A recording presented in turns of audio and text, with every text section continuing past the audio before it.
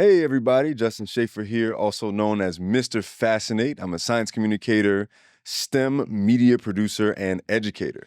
And Dr. Dakotah Tyler, aka Dr. Star Kid. I'm an astrophysicist and a science communicator. Thanks for joining us today. We got a special Q&A episode from our audience members that we collected.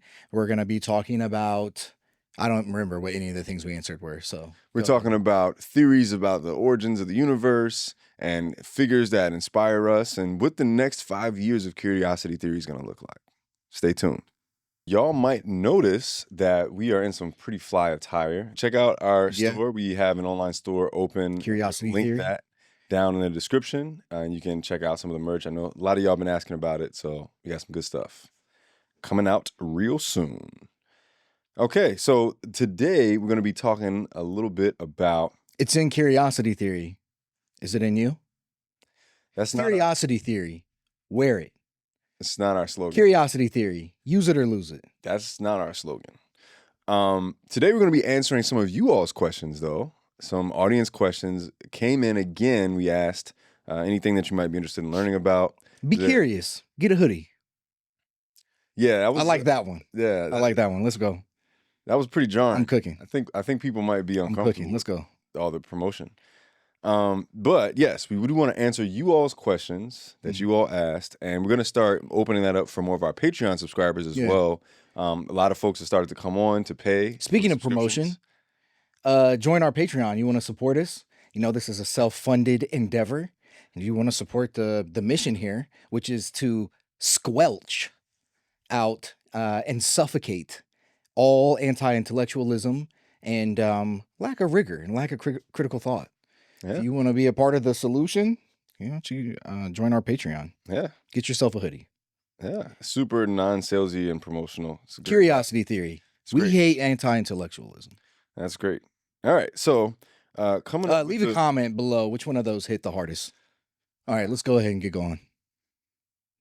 All right, let's I'm gonna try to talk uninterrupted here. I'm gonna see how long that works for, though. So this one's interesting. Discuss the theory that the universe already died and we're living in an echo of it. Is that a theory? What does that mean? That the universe died and we're living in an echo. Yeah, I think that's an interesting idea. I guess this is it. What is it? What would it mean that the universe died? We're here. We're in it. Well, perhaps that this is like, maybe one interpretation of this could be that the universe has these like birth and death cycles, like this idea that there was a black hole, there was the Big Bang, and then there's a big crunch down into like one infinitesimal object, and then there's another Big Bang. Like a cyclical universe thing? So okay. I don't know if that's the theory that they're referring to, but I think well, at what point is the universe dead if it's in a constant cycle of... I also think that that's why you can't use that word dead. Dead, but precision is, I guess, really important here. Yeah, because I guess I would say that we don't even know that the universe can die. Right? Like, even if it expands forever and there's something called the heat death, which is where, basically everything gets so spread out and everything decays to the point that there's nothing but like black holes. Yeah. I still wouldn't say that the universe is dead. Metaphorically, you could describe it as dead because nothing is happening. It's not popping. Right? Yeah, it's not popping. But from like a philosophical sense, I think that it's still a universe. But actually, this heat death thing is a really interesting concept to explore, because this is something I didn't know until very recently. Like, there was a video I watched about the age of the universe, like relative, like, and it was basically like at between like 13 and 14 billion years old, right? I think like the closest estimate is 13.8 billion years. Right. And but that's like relatively young in this proposed or projected life cycle of the universe, right? In its infancy. Right. Yeah. And so like heat death happens like trillions and trillions and trillions of years later, right? I'm trying to remember like how far out that... I don't think the number is trillions. I think it's far beyond that. Yeah, it's like way, way farther out, right? Yeah. But just like that we are actually really like in the baby stages of the universe is really a fascinating concept to me. Yeah. Well, and if the universe can't die, then you could almost think any age being in the infancy. Right. And we don't know what ultimately will happen. Yeah, well, the proposed timeline for heat death, just this quick search suggests the estimates are like over 10 to the 100th power years, Okay, so which is that's way more than a trillion. way more than a trillion. More That's a than a- number with 100 zeros. Google?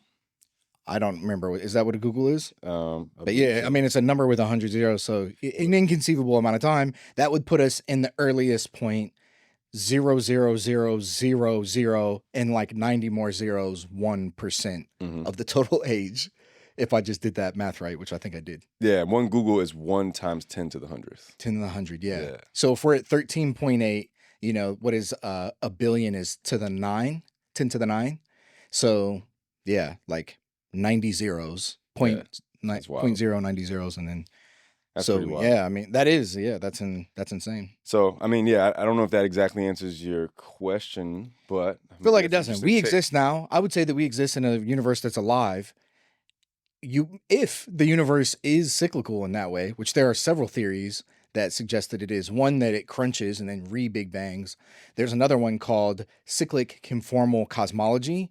It's a theory by Roger Penrose, and it's very complex, but I don't fully even understand it. But it's something like, as the universe ages, when it gets sufficiently old, the conditions sort of mimic the earliest time in the universe, and there's like another big bang. So it's like a constant infinite sequence of big bangs. And But that's from separate that from the sense, bang and the we could crunch. be in the wake of a past dead universe, one of these like figuratively dead universes, which I think that's sort of interesting. Yeah. And if it goes back infinitely, then that has always been the case. Yeah.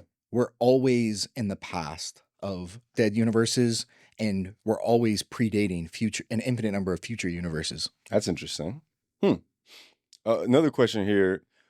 This one I think is pretty straightforward, but maybe you have a different take. What's the difference between stardust and regular dust?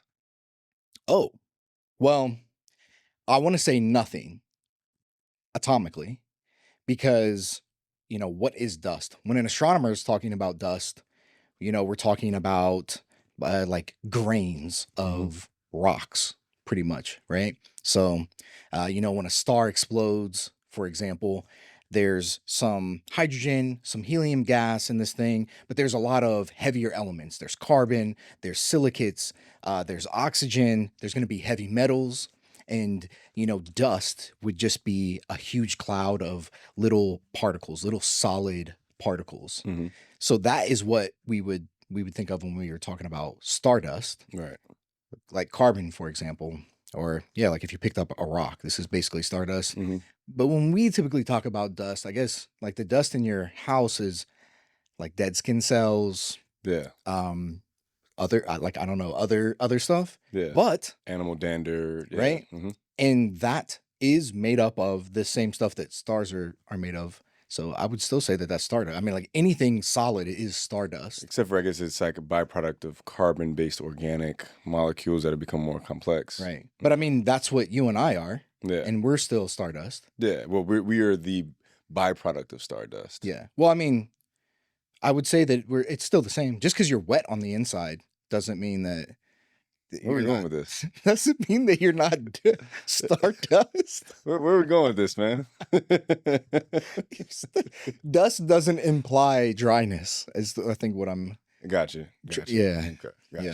Stardust, Gotcha. I would say, All right. doesn't imply dryness. You got any ones on your side, man?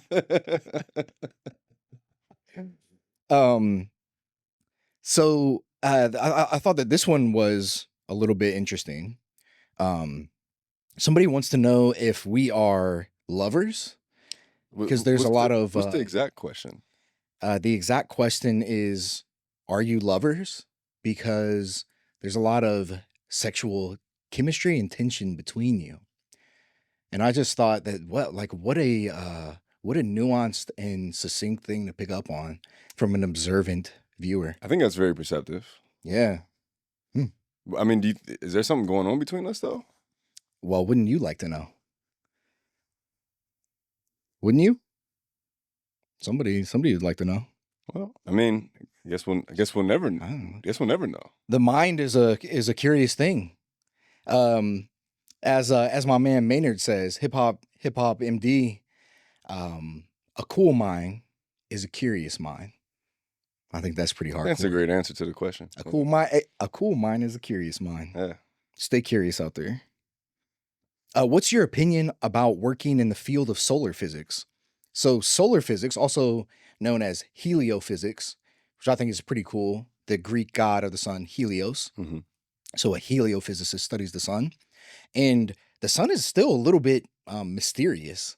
There's this problem called the coronal heating problem, and I think we're figuring out the answer to it. But for a long time, it was a bit of a mystery. And the surface of the sun is 5,600 Kelvin. It's like somewhere around there. And as a production guy, you may know that when you want to simulate sunlight, you control the color temperature of the lights and you put it at 5,600 K, right? So this is the same color that a black body like the sun will emit photons. So it does a good job of approximating natural sunlight. Now, 5,600 Kelvin is hot, but as you get further away into the outer parts of the atmosphere of the sun, called the corona, which you see when there's a total solar eclipse, it's that halo looking thing, the temperature increases, where particles in that region are like millions of degrees, or not degrees, but millions of Kelvin. Right. It's hotter around the sun than it is on the sun. Right. Yeah. And so it's like as you get further away, the temperature increases. And that's not typically what you expect, you know? An oven is hot when you're close to it. You get further away, right? The molecules slow down, it gets cooler. And it was a bit of a mystery, and I don't think we know the exact mechanism, but it has something to do with magnetic fields accelerating charged particles. Interesting. So, you know, the sun is this huge ball of plasma, and there's all these insane magnetic fields going all over the place. You've probably seen videos of like material coming off the sun and like looping around and coming back. And what you're seeing is plasma, like a superheated gas that has an electric charge following magnetic field lines, which is what charged particles do. And so you imagine just a very complex mesh of electric fields and charged particles racing away from the sun. They get accelerated more and more to the point that the temperature, which is just an average of a measurement of the average kinetic energy, right? That a the particle movement has. Of particles. The movement, yeah. Mm-hmm. So you heat something up, the temperature increases. And a bunch of the magnetic field activity, whatever that mechanism is, increases the temperature of those particles as you get further and further away. And this is a very cool thing. And we only know that stars do that because we can study the sun. We can't study any other star like we study the sun because it's in our neighborhood, right? It's in our backyard. So this actually reminds me of something I actually like I'm not 100% sure about. So I remember that there's different classifications of stars, right? You have like red giants and you have like white dwarfs. But are these stars emitting different Kelvin values of light, or is this just some byproduct of what we're seeing that's filtered through space-time? Yeah, the temperature of a star determines like its peak. So you think about the spectrum of the sun. Right. What we do is we treat stars like black body emitters, and like a perfect black body. This is a theoretical object, but it seems to be pretty accurate to describe something like a star. And the hotter it is, the more blue the light it emits is. Right. So if you heat up, red giants are cooler, and then those larger blue. It's a function of temperature. Interesting. Exactly. Right. And you think about, I don't know if you've ever seen these videos where they heat up like an iron ball, and what happens to it when you heat it up? It goes from whatever color it is natural, like a little reflective metal looking ball, and it starts to glow. Red. It's because it's at a temperature that now is peaking or at least producing visible light. It's going from like infrared to red. And if you continued to heat it, it would look white, and then you continue to heat it more, it would look bluer, and if you continue to heat it beyond that point, it would start emitting light that was like harmful to you, right? UV, like ultraviolet. Keep going, yeah. X-rays, keep going, gamma rays. But it's just a function of temperature. Interesting. Yeah, it's the radiation that an object emits based on its temperature. That's so interesting. You good? You spilled a little bit? Yeah, spilled a little bit. Someone asks, will both of y'all come to my graduation party? Probably not. Yeah, I mean, Justin will. well, we're trying Go to. ahead and send Justin an email. Well, this reminds me of something else. We're trying to. I won't either, just to be clear. But we are trying to set up something where we do Sorry. pop up filming of episodes for people, like, or an organization. So, like, if you have a school that wants to come, and or maybe you have students that you want to have listen to a live taping in real time, like, Mhm. we want to set up a situation where we bring all the equipment, set up, have your students, or like an organization of educators or something like that. So Yeah, that's something that we definitely thought about, of like taking the show on the road. definitely. Yeah. For your graduation commencement, just have us set up and do a live airing of Curiosity Theory. Imagine. Uh, we'll be sure to keep the sexual chemistry at a minimum for something like that. Oh my god. Uh, Got anything? I got another one here. yeah, go ahead. So, recommendations on classes to learn AI application. So I think that one's really interesting. A lot of these companies today offer like free courses, like Google, Microsoft, all offer like free AI learning courses to basically learn how to use their tools. And then I think another one of the interesting things that you can do is YouTube University, right? Like, I Mhm. always talk about this. If there's like a specific type of tool that you're trying to use, just watching other people give tutorials of how they've used it. I think these are things that are way faster than our traditional approach to education, where it's like, oh, I'm going to go and get an AI certification. Like, a Mhm. lot of times I think that that's probably a much slower way to learn about an AI tool. And by the time you get that certification, many updates will have occurred both to that tool itself and competitor AI tools that might make what you learn completely obsolete. Right. So, So a big piece of it is realizing that actually right now you do have access to these things. A YouTube account is free. yeah. And you have access to YouTube. It can also be helpful. Personally, I think that a combination of YouTube, there are also lots of universities that publish their courses online, hmm right? And you have sort of like access to all of that.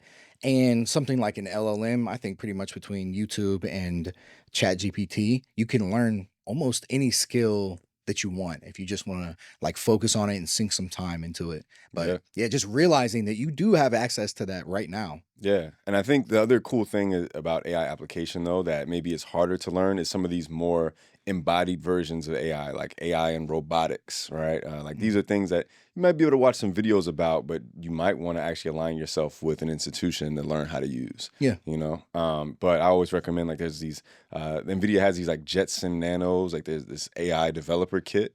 That's relatively cheap, and you can buy those things. If you're familiar with Raspberry Pis, they're like these miniature computers that you can use to code rudimentary things. Jetson Nanos and other platforms like that are similar, but they're just for specifically AI tools. Mhm. Yeah. It's a good question. Yeah. So here's an interesting one. Who inspires you most in your field of expertise? So Mm. I'm gonna go in with astrophysics, Mhm. and it is this professor at UCLA where I graduated from, uh, Andrea Ghez. She has a Nobel Prize in physics. I believe she was the first woman to win the Nobel Prize in physics, but astrophysics specifically. There have been a few other women that won in physics in different fields, but she won it for her work in astrophysics. She made observations of the stars orbiting some compact object in the center of the Milky Way galaxy. Can you guess what that object was? The stars orbiting some compact, is it a black hole? Supermassive black hole, Supermassive black hole. Sagittarius A star. Mhm. Yeah. Which, famously black holes are black. So you can't It's hard to actually, see them. it's hard to see them. But you can see stuff that is interacting with them, hmm like a star, which is, can be very bright. And so what Andrea Gheza's group did was made observations of the stars over the course of, I mean, they're still making them to this day, but over decades. And you can, with the astrometry, just looking at the position of the stars, you can see them all orbiting, and it's chaotic, right? It doesn't look like a solar system where everything orbits in the same plane. hmm The center of the galaxy is crazy. So the stars are in 3 dimensions, every which way, and they're whipping around this thing, and they have slower velocities when they're further away. They get closer, they're speeding up in being accelerated around some invisible object that has the mass that you would expect for a supermassive black hole. I believe it's the Sagittarius A star is like 10 million solar masses. Yeah, So an yeah, object that's 10 million, let's look that up real quick. They can get much more massive than that too, by the way. yeah. Mass of about 4 million suns. 4 million solar Yeah. masses. So, the sun, which is enormous, imagine taking that, multiplying it by 4 million, and then sticking it in the center of a galaxy. You have a supermassive black hole. So I really look up to her and the work that she's done. But more importantly, she started doing this work a long time ago. Mhm. And there's like a backlog of people who get the Nobel Prize because, there's lots of cool stuff and only X number of people can get it each year. Mhm. So she got it in 2020, and she was awarded it in unison with another researcher, forget his name, who made like similar observations, right? And so they both kind of proved it around the same time. And he had some remarks about her like not deserving it. He kind of like wanted it to himself. They came off to me as quite sexist and misogynistic, Hmm. and her response to the kind of like baseless things that he was hurling at her, I think was kind of just to ignore it and keep doing her thing. Hmm. And I just like really respect that, I don't think that this guy would have had similar things to say if she wasn't a woman. I can't like prove that scientifically, but it seems like he just had a bad attitude to her. People get joint awards like this. It happens, like multiple people figure something out. Mhm. And I just think that she's extremely dope. She's a really cool person. Yeah, she was on my committee. Yeah, yeah, right. I remember that. Yeah, Mhm. yeah. We got to get her on the show at some point. Yeah, I mean that'd be awesome. We'll see. Yeah. I'll see if she's interested in it. But Yeah. so for me, I'm gonna go for Andrea Ghez, kind of like and somebody that I know personally. No, that's fantastic. Yeah. One of the people that comes to mind, and there's two people competing for this slot. I want to mention one of them today. Mm. This YouTuber by the name of Melody Sheep. We've kind of shared a lot of this. Very cool animations. But what I think is more fascinating about Melody Sheep is that this guy is clearly like a multi-talented individual. Like he's a music composer by trade and learned how to use all these different 3D tools, and then learns all these things about astrophysics and kind of merges all of this knowledge together. And now I think he has a little bit more support from a team, but many of his early videos, which got millions of views, took months and months and months of work, and he's like by himself doing it. And not that I admire that part as much now, but I think just the idea of someone having all of these different skill sets in their brain and being able to apply them at this high of a level to inspire the world, specifically for the purpose of education. Yeah. Like the video I was actually just referencing about the timeline of the universe. I remember I've seen that. He has one. It was a What is very it viral called? video. The way that the universe dies, or It was here I can look it up. Melody Sheep universe timeline. very cool visualization. Yeah, it was a time lapse of the future, a journey to the end of time, and it's got 109 million views on YouTube right now. But it's the video, it's that video that taught me that the universe, as we know it, is in its infancy, right? And it's just it was mind blowing. But this guy he has all these different skills and puts them all together, and even like another thing I just admire about that is just being able to take your time working on a huge creative project. Yeah. Like in our creative world today, I think we are constantly playing like this reactive game of High catch up, turnover, yeah. right? Like even with our show, we're releasing like 5 to 7 clips a week on average, Yeah. right? And an episode a week, and on the Patreon, right? And so there's this compulsion to be reactionary and like high, like basically quantity over quality, right? And this guy like Melody Sheep, he's like, okay, I'm gonna step away from all of this. I'm gonna get into my bag. I'm gonna get all these amazing skills, and then I'm gonna slowly lay every brick as perfectly as I can lay it. And then he unveils these like beautiful products, and he has this incredible audience for this high quality work that he does. And like I don't know, a lot of times you look at the YouTube comments of just your average YouTuber, and they kind of vary. Like there's haters, and then there's maybe some admirers, and then there's all kind of other stuff in between. You look on Melody Sheep's comments, and everyone is just in awe of the craftsmanship. Yeah. I'm just like, man, I aspire to that level of craftsmanship that is only possible when you can create a certain separation from the pace of the modern world. You know, I Yeah. think when we want to do our life's work, that's what's required. Right. You got to take time. Yeah, man. And I feel like this comes up periodically for us in our conversations that high quality, great things that last, that are meaningful and impactful, they just take time. Yeah, They can't be like quickly produced, can't be AI generated. right? Most short form videos, I mean, I think I've done this with people before. Where I had of them like they'll send me a video or we'll watch a video or one that I made or something. And a few scrolls later, the thing that you thought was cool and you thought it taught you something, it actually didn't. You don't even remember what it said. Mm-hmm. But when you watch something that's long and drawn out like that, a long form, that's why I really like long form. It stays with you, and you'll Yeah. never forget that. You'll never forget that video that you Right. watched. Another really cool one Melody Sheep has that you showed me before is the Museum Alien of life. alien life. Yeah. Oh, and it's cool. We do a lot of this sci-fi speculation of like astrobiology and what life could be. And yeah, we'll have to get into that a little bit more in an upcoming episode. But I think that what life could really manifest in the universe is probably far beyond even the limits of our imagination. Yeah. And you can probably think of a compelling evolutionary track that it does exist somewhere. So it's really, I really like that, like seeing that, and like what these. Yeah. I mean, that's even a fun thing to think about. Like there are planets that have gone through their entire life cycles, and the stars died, and the planet's long dead. In our galaxy and other galaxies. So there are long extinct species that nobody will ever know about. We'll never see the fossil record. Only like in our imaginations will we ever be able to approximate what things could have potentially existed. Not right now, but in the past, in the future.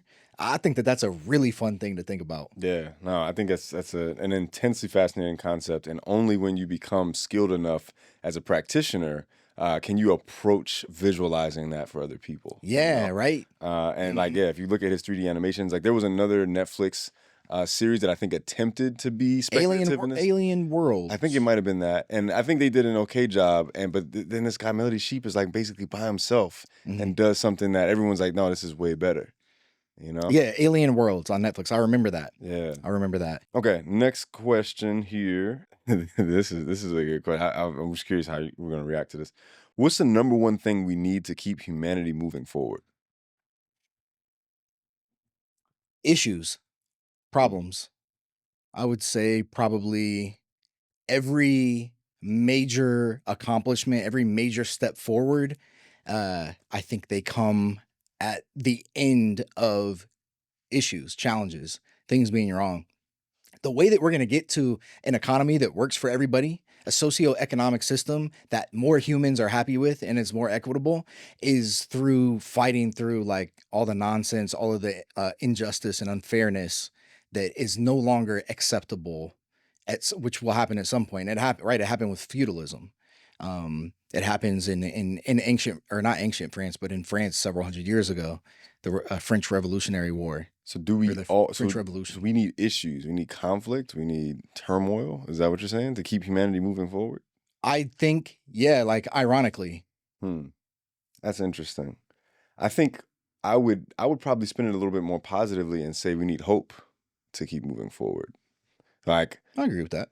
because I mean I think if there's an issue, right, if we feel like, oh, like this asteroid is going to hit us and nothing, and there's nothing we can do about it, we have no technology capable of stopping it, right?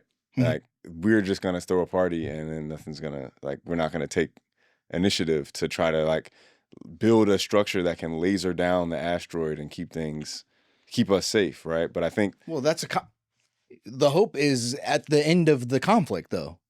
The hope is it's married with the conflict. To me, we just said the same thing, but you're right. You said you put a positive spin on it. yeah, well, yeah, I would say the issue, like issues without hope, doesn't move humanity forward. Like just an existential issue without the hope that we can get over it. So we have to kind of maintain this perhaps irrational belief that we can move past the thing. Which is what we have done so far, right? Yeah. Every problem that humans have encountered, Mm. there has been like this. I even think that this is sort of how I think about dealing with the climate in the future. I feel like we're going to figure things out. We're going to figure out how to use nuclear. We're going to figure out how to like mitigate the things that we need to.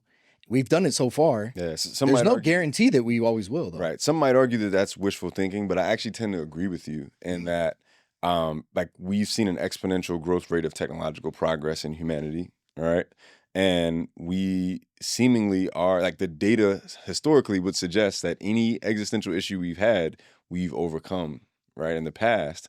And so it stands to reason that any future issue that we have, we will at least make a valiant effort to attempt to surmount it. Yeah.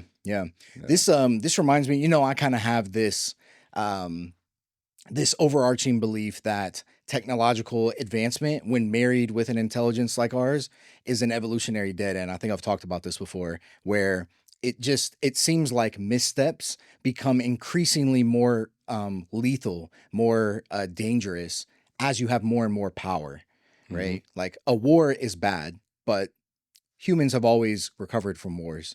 You could have a war now with the weapons we have that humans can't recover from.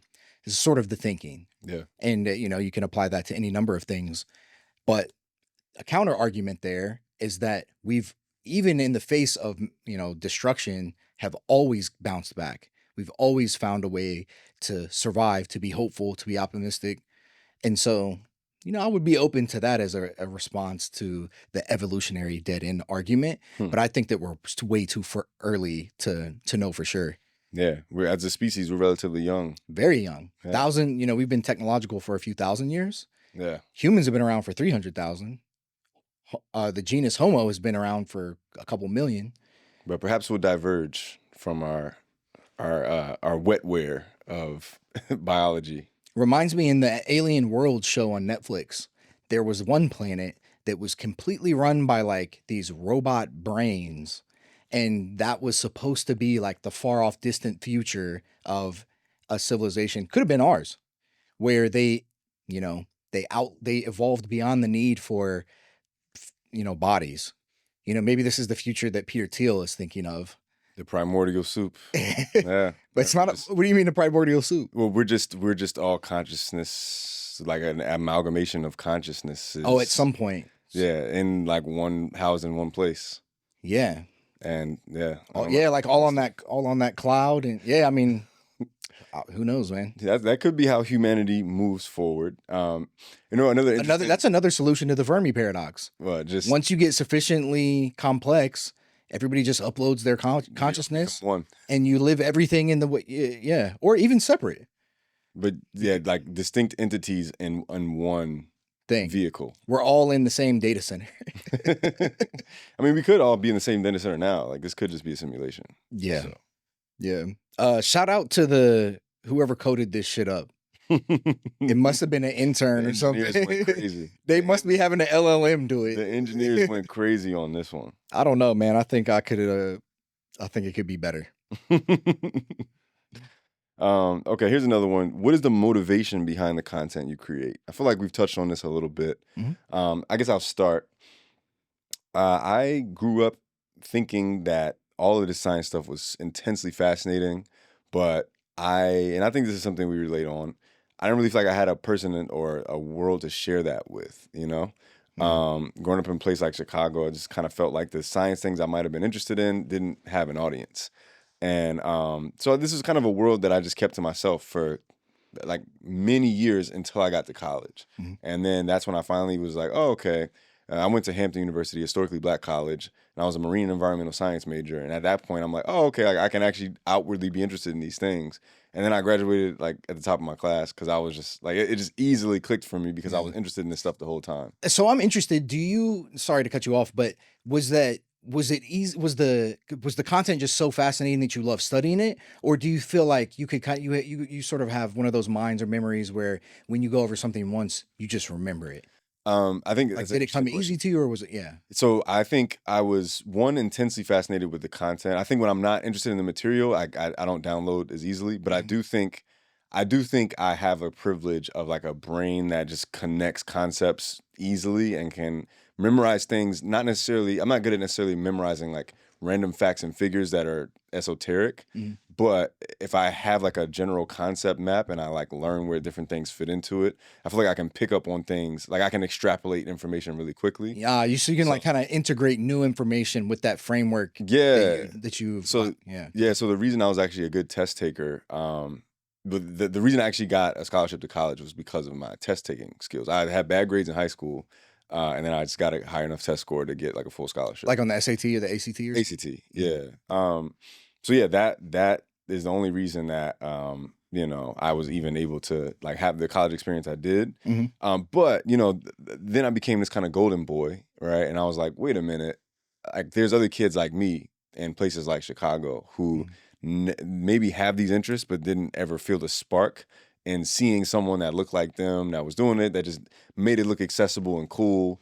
And so they just didn't really have a model, like a framework for like, okay, this is how I pursue these kinds of interests.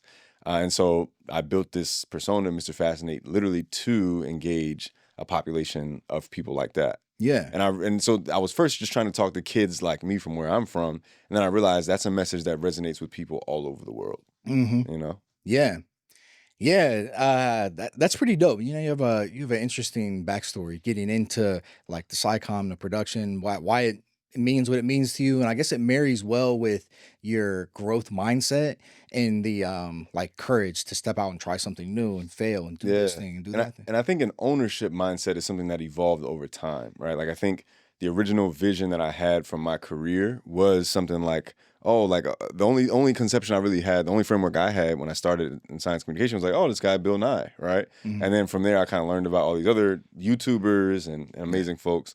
It's But cool now because you actually work with Bill Nye. yeah, worked with Bill. I co-host a show with him, once a year now.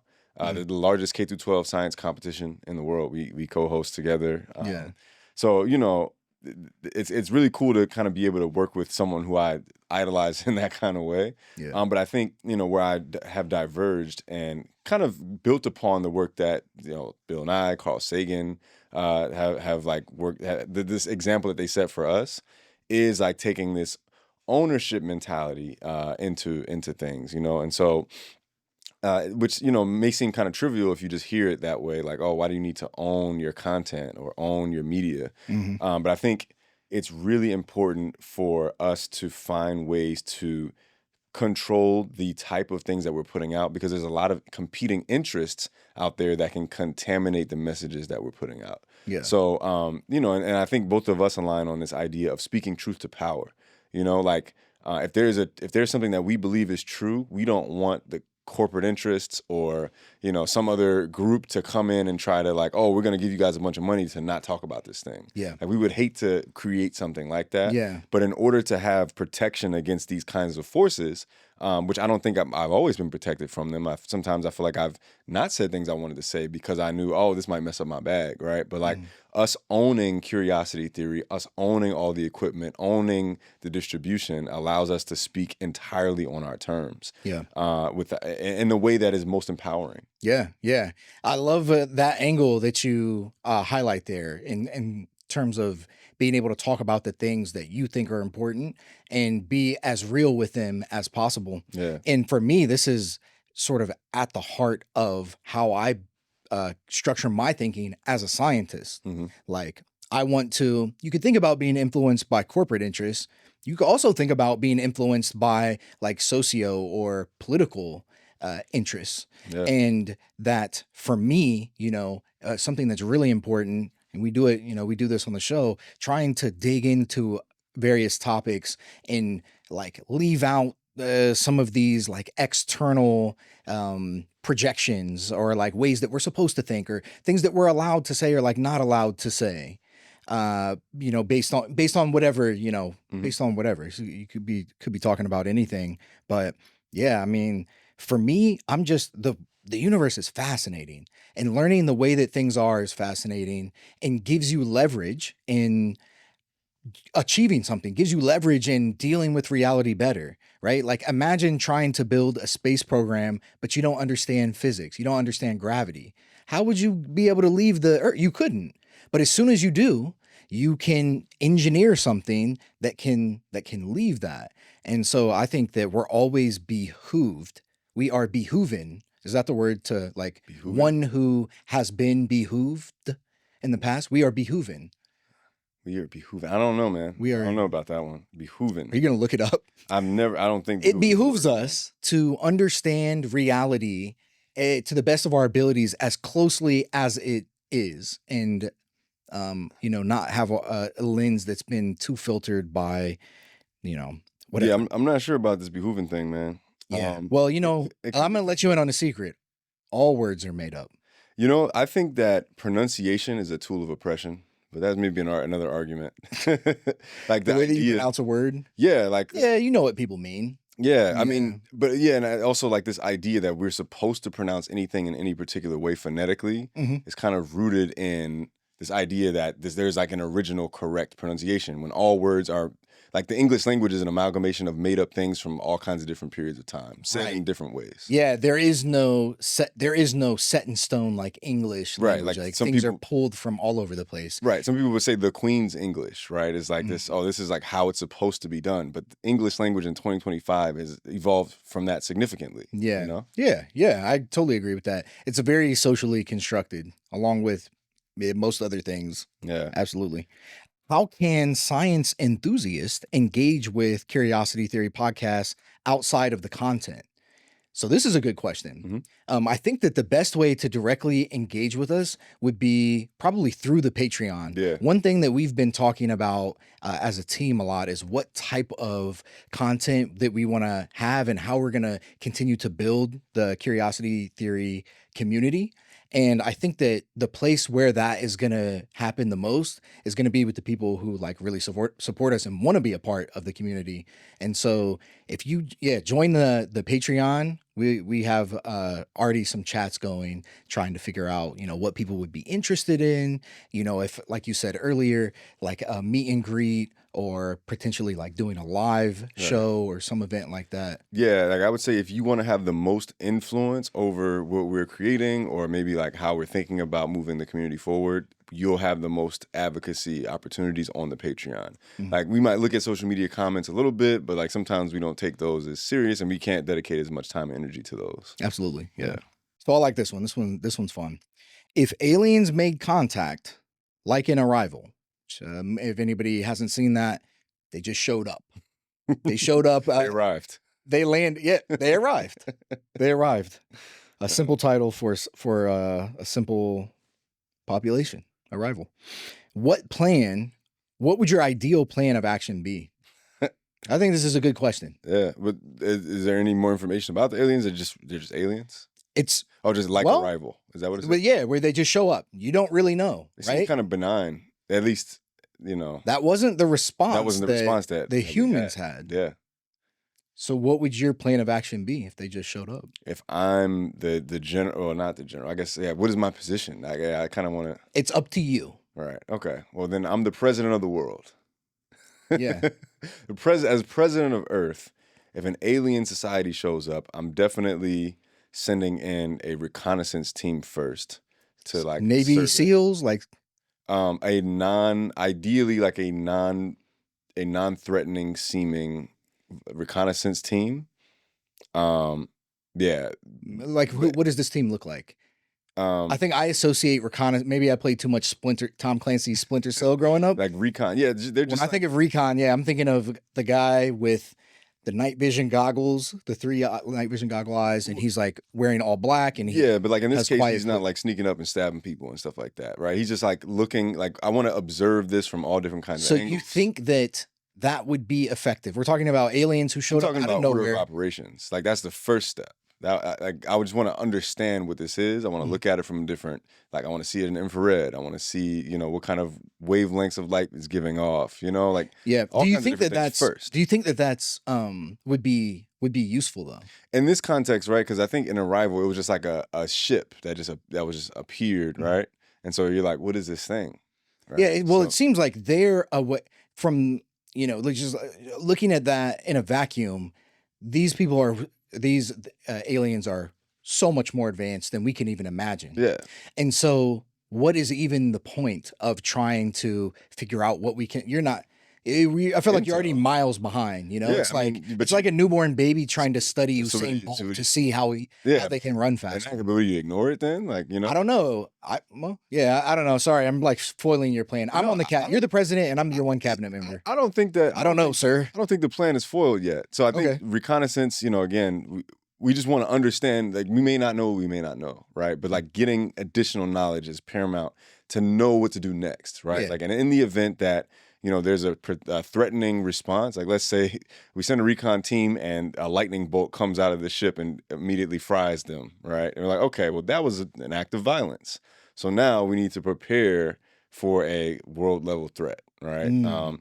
Or maybe the recon team comes and then there's like a peaceful, I don't know, like a peaceful species of alien that translates something to our language and communicates with us. Well, I think that requires a completely different response.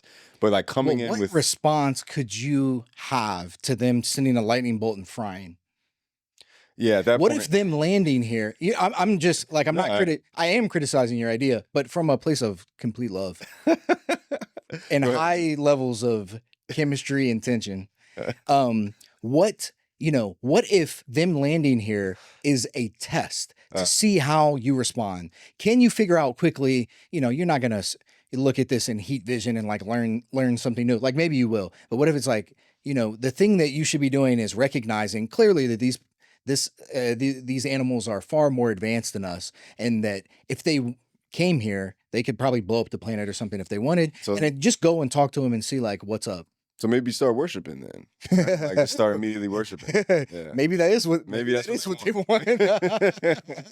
Yeah, just get whatever you want. Water, we got food. Yeah, we got cities if you want them. Bringing them a gift. I mean, I think that says something very different about the nature, the culture of us as a species. If somebody shows up and we do the, alien welcoming equivalent of having somebody new in your home and offering them some snacks and some water Well, versus sending, I think Tom. I think that's anthropocentric because you're assuming that like you coming with this object isn't a sign of disrespect to the alien species.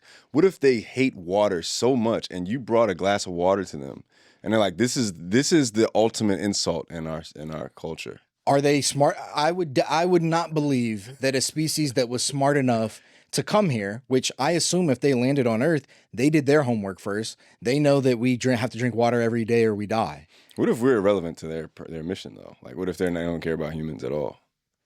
What if they didn't care? I mean, about Earth has humans at other all? like Earth is the only planet that we know in the area, Mhm. like the relative area, that has all of these components for life. I mean, it has other valuable as we know it, resources yeah. outside of humans and what we've made. Like, I don't think so. I don't think it's any more abundant in resources than like a different planet that didn't have a lot. Like what well, what would you be and thinking? not resources, but like conditions sustainable for life. Like if they are looking, like three body problem, alien civilization is looking for a new planet to habit.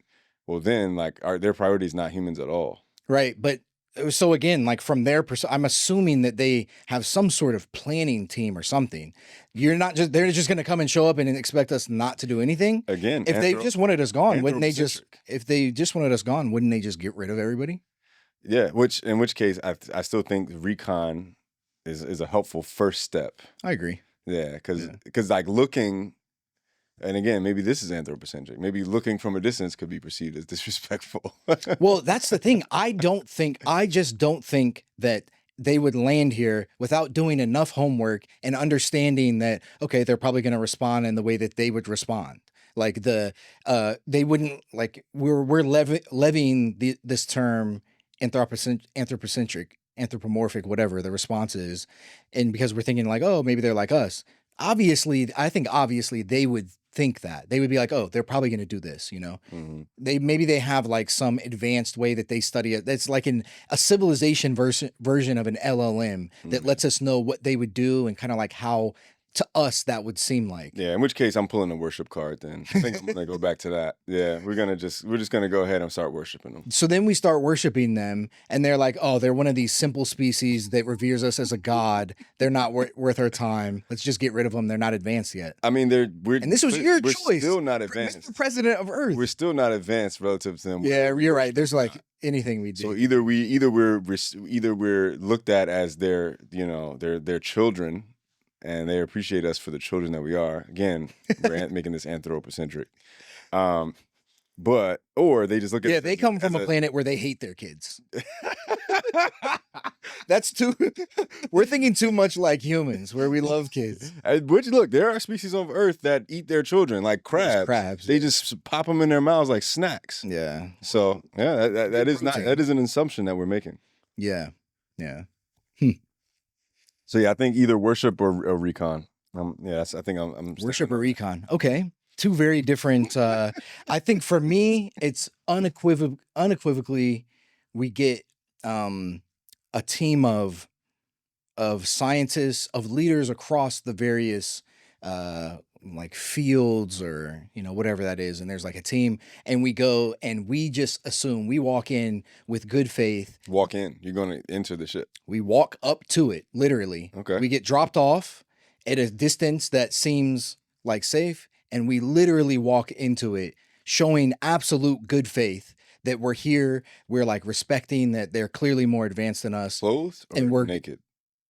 Clothed in Curiosity Theory gear. Curiosity Theory gear, everybody, all hoodies.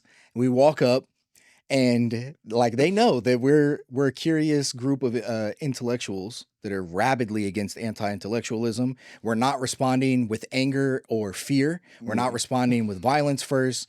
And we just go see. And like if they wipe everybody out, okay.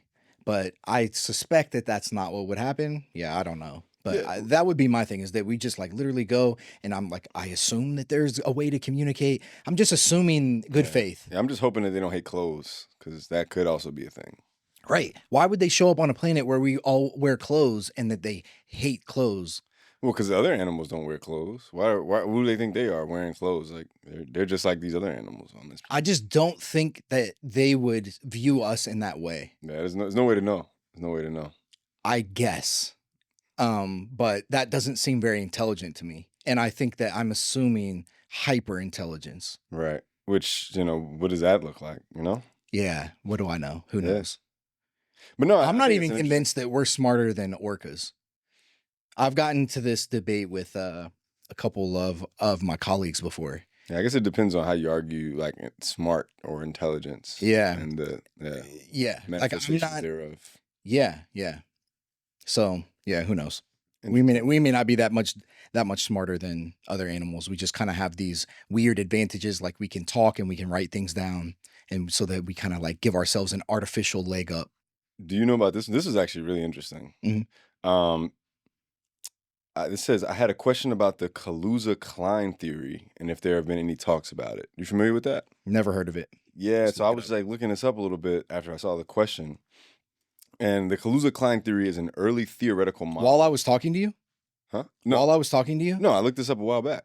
While I was talking to you, you were looking up and then I reading looked it up something again recently while you were talking. Yeah. That's all right. We'll have a discussion about this off camera. The Kaluza-Klein theory is an early theoretical model. It's called the KK theory. There's only 2 Ks. Okay. So, is an early theoretical model that attempted to unify gravity and electromagnetism by proposing the existence of a 5th spatial dimension, which is curled up into a tiny, unobservable circle. The theory starts with Einstein's 4-dimensional space-time and adds an extra 5th dimension. So the string theory is the sort of the base of string theory is that there are these many like curled up extra dimensions.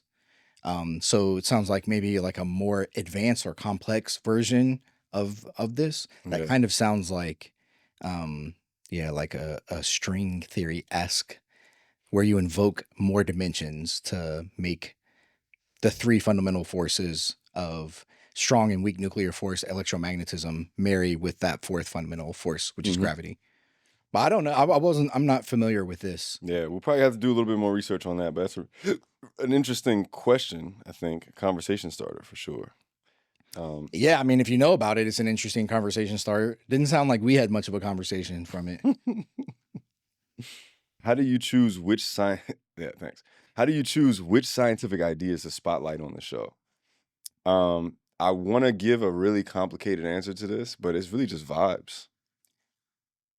Okay. What does that mean to you? I think that we have things that we get excited to talk about, and then we're like, that's cool, we put that on there. Yeah.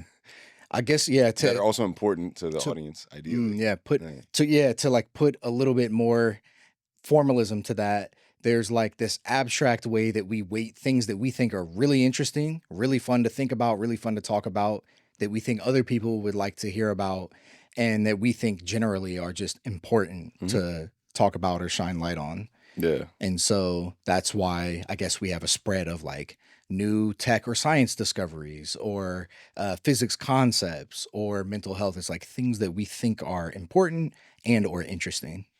Yeah. Yeah, and so I guess the topics that you hear us talk about are things that we either think are really interesting, fascinating, or really important for discussions to be had around. Agreed. I mean, yeah, vibes is probably the shorter way to say that. But yeah. Vibes. Yeah. So somebody asked, can you explain exoplanet phylogeny? How do you make phylogenetic trees of planets? And I mean, I think that's not are you using that like metaphorically? Because yeah, phylogenetic trees are like for species. Yeah, so this person I believe is a scientist. They are a biologist. And so like this is where like maybe phylogeny, right? Which is a biological term. Is that like a what does phylogeny mean? Yeah, so I can look it up here, but phylogenetic tree, if I remember from my bio, Illustrates evolutionary relationship among organisms. So yeah, it's basically like the old evolutionary tree that we used to see, but it's a little bit more advanced and webbed. So that is really interesting because when planets do evolve, I studied the evolution of exoplanet atmospheres. That was my PhD was on observing planets and trying to map out how they evolve. But the evolution that happens on a given planet, oftentimes it's very cosmetic. The Earth in the future could evolve to be very cold, could evolve to be very hot, but that isn't like much of a large scale change on the planet itself, right? And it has a lot to do with the like orbital parameters, or if for some reason a bunch of CO2 gas and methane gets dumped into the atmosphere. But Earth is still going to be a rocky planet that's basically the same mass.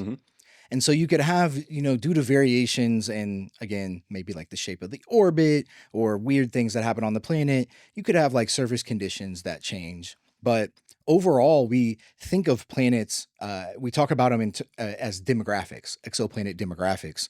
And the way that I like to think about it is these different classes of planets based on size. So there's this small class of planets, which we call small or rocky or terrestrial planets. And we basically call those Earth-like. So Mercury, Mars, Venus, and Earth all would qualify as Earth-like, even though they're very different. And the reason that it makes sense to have that broader classification is because we don't know what it's like on the surface of small planets and other solar systems. We only know like the size and the mass. So we don't have enough information to draw like a true like phylogenetic relationship for small planets. So we have these terrestrial planets. Then we have these planets that are called super Earths, which are a little bit larger than Earth, but still not super gaseous in their atmospheres. Then there are sub-Neptunes, which are a little bit smaller than Neptune and we think have substantial atmospheres. Right. Then you have like the gas giants, like Jupiter and Saturn. And that is really the breakdown. I would say that those, if we are building out, which is, I think is a cool way to think about it, we are developing a phylogenetic tree for exoplanets, but we're like near the beginning of that thing. Right? Where you start with a star and then you produce one of these four things: a small rocky planet, a super Earth, which is still a small rocky planet, but a little bit larger than Earth, a sub-Neptune, and then like, or a Saturn or Jupiter size thing. Right. But I guess it doesn't branch out like a tree would right. over time. Those planets aren't going to change much. Right. And then also like the solar system's eventual like reproduction might become like what the star goes supernova, and then it gives way Yeah. to the creation of a new star system as a result of the aggregation of that Yeah, star but dust. the catch there is that our sun won't ever go supernova because it's Right. not It's too massive small. enough, right? And the stars that do go supernova are really massive, which means that they burn through their fuel really quickly, which means that they probably don't have time to fully form planets. Like Mhm. maybe in some cases, but oftentimes the most massive stars will explode before planets go supernova, before planets can even form. All right. Wow, I didn't know that. Yeah. So there would still be kind of in that accretion disk phase. Yeah, well, would it still? No, I wouldn't say that they would still have an no. They wouldn't still have accretion disks. Mhm. No. So the sun had an accretion disk for the first like couple 100 million years. An extremely massive star won't live that long. Interesting. Yeah. Wow. Didn't know that. And the output is going to be so extreme that it's going to, oh, I guess this is more of an answer to your question. The output will be so extreme that it's going to like that is going to dissipate Right. that disk. Huh. Yeah, that makes sense. What role does humor play in keeping your episodes engaging? I think that's a really interesting question. I feel like that's a good audience question. Yeah. Um, yeah, I mean, I guess I'd be curious of what other people think, Yeah. right? But I think that okay, so I think this is a funny way of putting it, right? Like people have come up with this term in our audience, intellectual shade, where it's like we'll be making some educational like rant, but then there's like a lot of like trash talk or like undertones in between. And I think when you're looking at a short form piece of video content and you like want to be like what we aim to do in a lot of our video content is like make these multimodal pieces of educational material that are engaging in all these different ways. So you have like this video that you're looking at while you're seeing our talking heads, while there's this undertone of a joke happening between us, and you know there might be something else going on, and then there's subtitles to read, and then there's the curiosity. So there's like a lot of different things that stimulate you at once, and I think humor provides an additional access point when you're trying to make something educational that just keeps a person engaged and allows them to actually retain the information deeper. Because if I make you laugh while I'm teaching you something, you're probably going to learn it more effectively. Yeah, definitely. Yeah, and humor is fun. I always kind of think of humor as the linguistic equivalent of playing. Mm-hmm. Like playing is something that's fun. I'm saying playing, like Mm-hmm. playing. Not playing. Yeah, playing. Yeah, playing, like kids play. Mm-hmm. And that, humor, comedy, making jokes, it's like the verbal version of that. I Mhm. love playing. I think that I'm have like retained a childlikeness in that sense. And playing is fun and making jokes is fun and like teasing like that's fun to me. Yeah. And I think that like makes a conversation, in my opinion, more enjoyable for me. Right. Hopefully it's also good to listen to. Yeah. And I mean, I think, as we look at some of these futuristic technologies, right, there's these AI tools that can now fully recreate a podcast. Most people aren't listening to that. And I think part of the reason is, they don't feel that humor element from that, right? And it's not that, like, based on some of the stuff that we talked about before, AI is not incapable of recreating humor, right? In a way that's authentic seeming for humans. Yeah. But I do think just the kind of quips that we're able to come up with on the fly as we're kind of impromptu discussing these concepts are just way more engaging for people than like the scripted version of this, Yeah, yeah. Yeah, and I mean, I guess also you kind of get over time you start to see out of context it may not be obvious that we're playing. Mm-hmm. But the more and more that you listen to it, you kind of see like that this is just in our personality. Like I'm always, to me, I don't know, that's just fun. Yeah. I think I have a satirical sense of humor. Yeah, I think mine is pretty dry also. Yeah. So, so like sometimes I think people might look at it like, man, they are just insulting each other. But that actually is engaging too. So honestly, yeah. For example, we got together to shoot recently, and as you were pulling up, and because you had just flown into LA, this is great. I sent I sent you a text and I was like, "Hey man, did you still want to shoot today?" And I immediately called you. And you were like, yeah, man, I was just messing with you. I was like, oh my God. it's like, "What? No, what do you mean? Did we want to shoot today? You just flew here and drove to the studio." I was on the way, like I'm like pulling up to the studio, and you're like, yeah, so you still trying to shoot today? What did that Uh, feel like when you I saw was that? like, I know this dude is playing with me right now. That's actually something I would have done too, though. So that's kind of I thought it was hilarious. I thought it was pretty funny. Yeah. I thought it was pretty funny. Some people would say that's mean. What do you hope curiosity theory will be 5 years from now? Ooh, I think, that is a yeah, really I good think it's a good question. question. So I envision this being a platform that people trust to go to learn things, to have their curiosity, their interest stimulated, and get like reliable information to the extent that we can provide that. We can like build that credibility. And ultimately, what I want this to be is like a platform where we can, I know we haven't had any guests on in a while, bring on guests and like platform the work that they do. I know tons of scientists across so many fields, and they're fields that don't get a lot of attention. And it's, I think, would be great, really interesting to have scientists that look all different ways, all different races, genders, backgrounds, class, everything, come and be able to talk about cool science that they do and just put that out there. Let people know that there are all of these pathways that you may not have heard about. You may not know anybody who does that. And to be able to just have that delivered to you from Yeah. a platform that you can trust. So that's kind of like one of the goals that I have for the Yeah, no, I think that we're aligned on that, and that's really exciting. I think on a production tip, right? Because that's when I hear the question, that's actually where my brain went. Mhm. You know, I have a lot more production chops in this. Like I've made shows for PBS and like big corporations, and we've done like Unreal Engine virtual productions, Mhm. and like those things are expensive. But like if we have an ongoing income source for this podcast, we might be able to turn that into some self-funded like bigger productions where it's like you and I co-hosting something even cooler that's like higher production value. Mhm. That might be a really cool benefit for our audience too. Yeah. And then we also talked about traveling and doing like pop-up installations and events at educational institutions and things like that too. Definitely. Yeah. I think another cool thing, somebody asked us last time we did the Q&A episode if we were going to do physical stuff. Hmm. And then they like, said like swimming or yoga.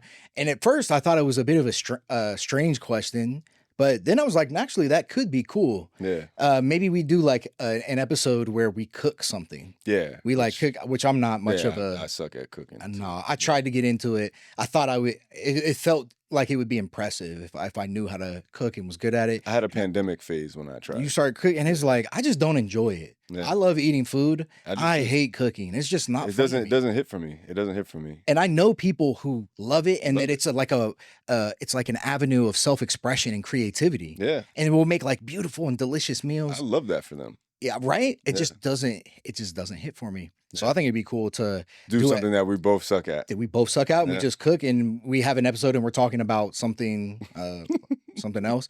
I think that'd be fun. But yeah, I think we're both pretty creative and sort of have a grand vision, but are also open to trial and error and like trying out new things. Yeah, but definitely 5 years from now.